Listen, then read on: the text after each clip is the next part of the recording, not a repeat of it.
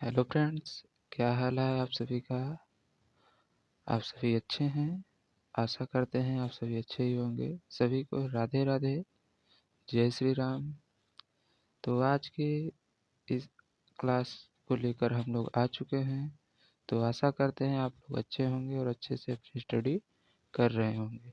इस क्लास में भी हम ग्रुप डी के लिए महत्वपूर्ण 25 प्रश्नों को लेकर आ गए हैं, जो आपके आगामी एग्ज़ाम के लिए बहुत ही महत्वपूर्ण होने वाला है। तो क्लास में शुरू से लेकर अंत तक ज़रूर बने रहिएगा, जिससे सभी प्रश्नों के डाउट आपके क्लियर हो जाएंगे। और अगर यदि कोई प्रश्न आपको आता है तो कमेंट करते हुए चलिएगा। तो चलिए क्लास को करते हैं शुरू।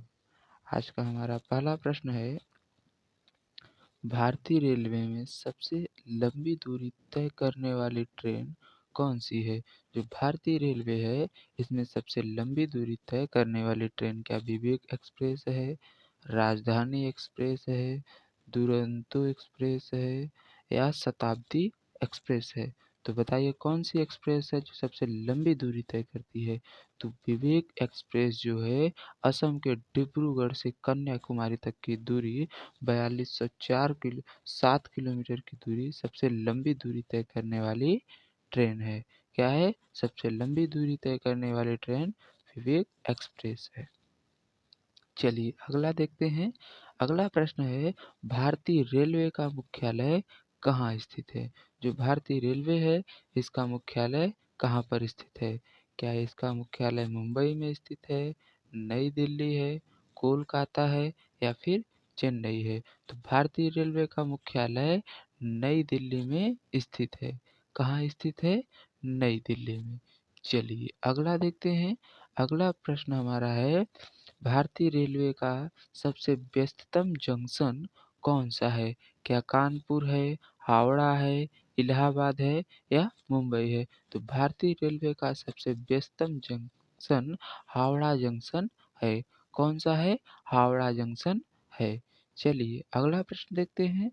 अगला प्रश्न हमारा है, भारत में पहली मेट्रो ट्रेन कहाँ चली थी। जो पहली मेट्रो ट्रेन इस समय चल रही हैं, उसमें से जो पहली मेट्रो ट्रेन थी वह कहाँ चली थी। तो दिल्ली में चली थी, मुंबई में चली थी, कोलकाता में चली थी या बेंगलुरु में चली थी। तो भारत की पहली मेट्रो ट्रेन कोलकाता में चली थी। कहाँ चली थी? कोलकाता में चली थी। और दक्षिण भारत की पहली मेट्रो ट्रेन बेंगलुरु में चलाई गई थी। कहाँ चलाई गई थी? बेंगलुरु में चलाई गई थी। चलिए अगला देखते हैं। अगला प्रश्न हमारा है, भारतीय रेलवे का कौन सा क्षेत्र सबसे अधिक ट्रैक कवरेज करता है। यानी जो भारतीय रेलवे है, इनमें से ऐसे जोन बटे हुए हैं, जैसे उत्तर रेलवे जोन, दक्षिण जोन, पश्चिमी जोन, मध्य जोन। ऐसा कौन सा क्षेत्र है जो सबसे अधिक ट्रैक कवर करता है। क्या उत्तर रेलवे कवर करता है, दक्षिण रेलवे कवर करता है, पश्चिम रेलवे या फिर मध्य रेलवे। तो सबसे अधिक ट्रैक कवरेज करने वाला उत्तर रेलवे है। कौन सा क्षेत्र है? उत्तर रेलवे 6807 किलोमीटर तय कर कवर करता है। चलिए अगला देखते हैं। अगला प्रश्न है, 1853 में भारत की पहली ट्रेन किन दो स्थानों के बीच चली थी। जो लॉर्ड डलहौजी के समय 1853 में भारत की पहली ट्रेन चली थी, वो किन दो शहरों के बीच चली थी। क्या दिल्ली आगरा के बीच चली थी, मुंबई थाड़े के बीच चली थी, चेन्नई मदुरै के बीच चली थी या कोलकाता पटना के बीच चलाई गई थी। तो 1853 में जो भारत की पहली ट्रेन है, वह मुंबई और थाड़े के बीच, मुंबई के बोरीबार से थाणे के बीच 34 किलोमीटर की दूरी तय की थी। कितने किलोमीटर की दूरी? 34 किलोमीटर की दूरी तय की थी 1853 में भारत की जो पहली ट्रेन है। चलिए अगला देखते हैं। अगला प्रश्न हमारा है, किस रेलवे स्टेशन को डायमंड क्रॉसिंग के नाम से जाना है नाम से जाना जाता है। किस रेलवे स्टेशन को डायमंड क्रॉसिंग के नाम से जाना जाता है। क्या नागपुर रेलवे स्टेशन को, इटारिस रेलवे स्टेशन को, विजयवाड़ा रेलवे स्टेशन को या फिर इलाहाबाद रेलवे स्टेशन को, तो कौन से रेलवे स्टेशन को डायमंड क्रॉसिंग के नाम से जाना जाता है? तो नागपुर रेलवे स्टेशन को डायमंड क्रॉसिंग के नाम से जाना जाता है। चलिए अगला देखते हैं। अगला प्रश्न हमारा है, भारतीय रेलवे की पहली इलेक्ट्रिक ट्रेन कौन सी? जो भारतीय रेल है इसमें तो बहुत सारे इलेक्ट्रिक ट्रेनें आ गई, सब हो गई हैं, लेकिन जो पहली इलेक्ट्रिक ट्रेन थी वह कौन सी थी? क्या डेक्कन क्वीन थी, दिल्ली मेट्रो थी, इलेक्ट्रिक मेल थी या शताब्दी एक्सप्रेस थी? तो भारत की पहली इलेक्ट्रिक ट्रेन इलेक्ट्रिक मेल थी। कौन थी? इलेक्ट्रिक।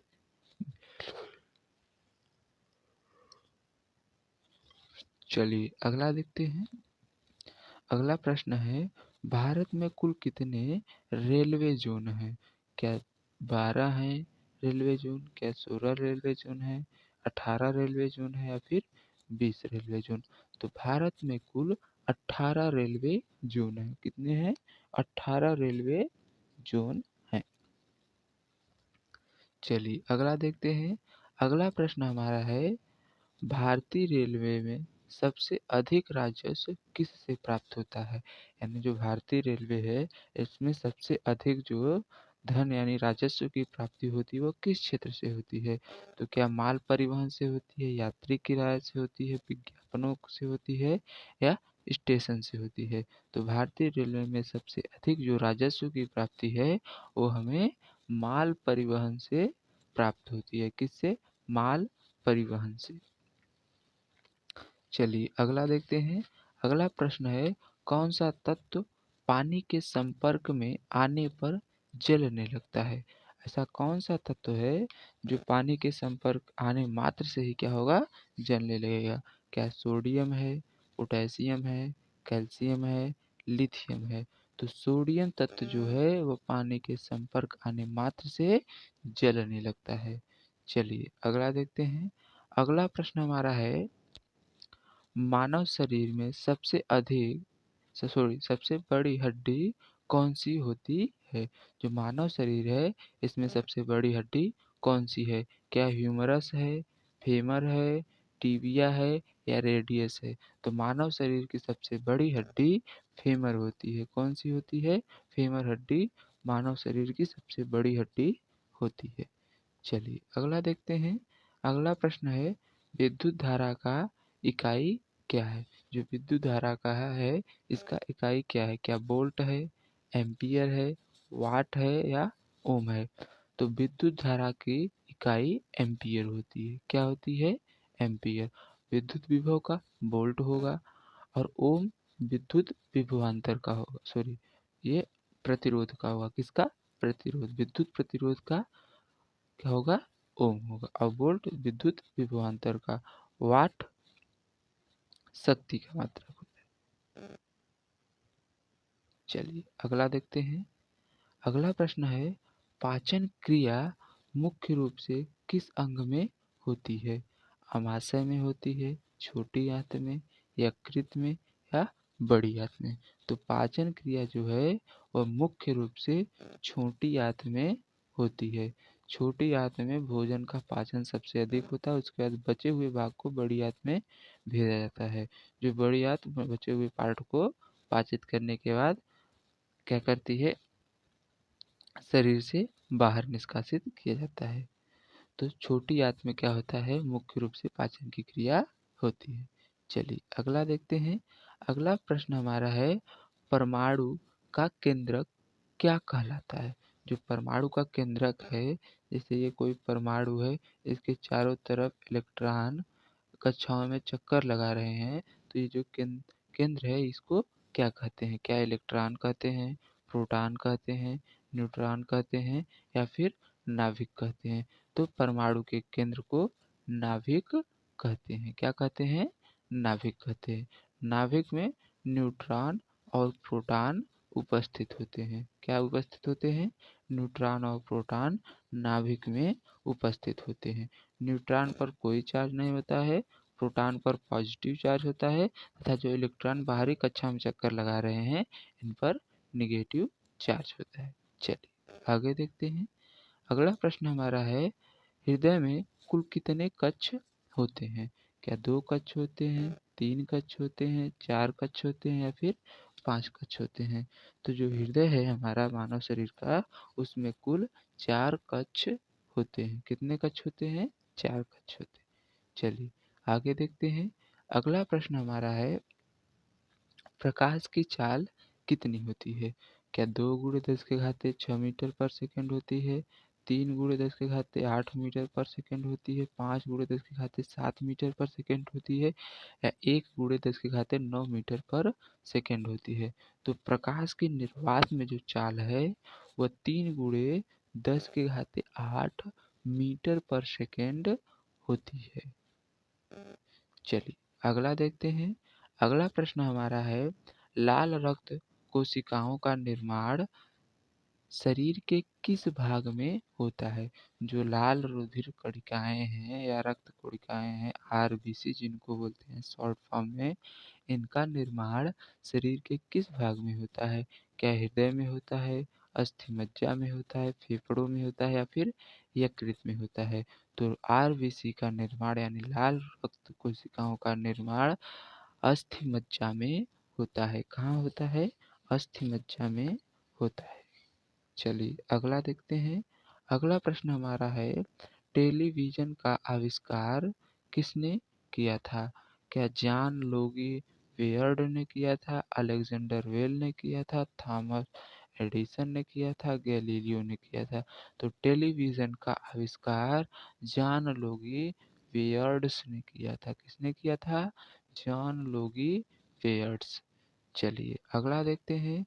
अगला प्रश्न है, पृथ्वी पर अधिक मात्रा में पाई जाने वाली धातु कौन सी है? जो पृथ्वी है इस पर सबसे अधिक मात्रा में कौन सी धातु पाई जाती है? क्या आयरन है, एल्युमिनियम है, कैल्शियम है या फिर सोडियम है? तो पृथ्वी पर सबसे अधिक मात्रा में एल्युमिनियम धातु पाई जाती है। कौन सी धातु पाई जाती है? तो एल्युमिनियम धातु पृथ्वी की सतह पर सबसे अधिक मात्रा में पाई जाती है। चलिए अगला देखते हैं। अगला प्रश्न है, भारत के प्रथम राष्ट्रपति कौन थे? जवाहरलाल नेहरू थे, राजेंद्र प्रसाद थे, महात्मा गांधी थे या डॉक्टर भीमराव अंबेडकर थे? तो डॉक्टर राजेंद्र प्रसाद भारत के प्रथम राष्ट्रपति तथा पंडित जवाहरलाल नेहरू प्रथम प्रधानमंत्री थे। चलिए आगे देखते हैं। अगला प्रश्न है, संविधान की मसौदा तैयार करने वाली समिति के अध्यक्ष कौन थे? जो संविधान है इसकी मसौदा तैयार करने वाली समिति के अध्यक्ष कौन थे? मसौदा समिति क्यों बनाई गई थी? संविधान सभा द्वारा जो संविधान पेश किया जाता था उसकी जांच के लिए मसौदा समिति का गठन 29 अगस्त 1947 को हुआ था। कब हुआ था? 29 अगस्त 1947 को इसका गठन हुआ था। और इसके अध्यक्ष के रूप में क्या डॉक्टर राजेंद्र प्रसाद को, बी आर अम्बेडकर को, जवाहरलाल नेहरू को या सरदार पटेल किसको नियुक्त किया गया? तो बी आर अम्बेडकर यानी डॉक्टर भीमराव अम्बेडकर को मसौदा समिति का अध्यक्ष नियुक्त किया गया। मसौदा समिति की पहली बैठक 30 अगस्त को हुई थी। कब हुई थी? 30 अगस्त को पहली बैठक हुई थी इसकी। चलिए आगे देखते हैं। अगला प्रश्न हमारा है, भारत में सबसे अधिक बारिश कहाँ होती है? चेरापूंजी में होती है, मसूरी में होती है, दार्जिलिंग में होती है या फिर ऊटी में होती है? तो भारत में सबसे अधिक बारिश जो है वह चेरापूंजी में होती है। कहाँ होती है? चेरापूंजी में। चलिए अगला देखते हैं। अगला प्रश्न हमारा है, ओलंपिक खेल कितने वर्षों के अंतराल में आयोजित किए जाते हैं? 2 वर्ष, 4 वर्ष, 3 वर्ष या फिर 5 वर्ष? तो ओलंपिक खेल कुल 4 वर्षों के अंतराल में आयोजित किए जाते हैं। चलिए अगला देखते हैं। अगला प्रश्न हमारा है, भारत छोड़ो आंदोलन किस वर्ष शुरू किया गया? तो इस प्रश्न का जवाब आप लोग हमें कमेंट बॉक्स में दीजिएगा। तो चलिए मिलते हैं नेक्स्ट क्लास में। तब तक के लिए अपना ध्यान रखिएगा और अच्छे से स्टडी करते रहिएगा। चलिए जय हिंद, जय भारत।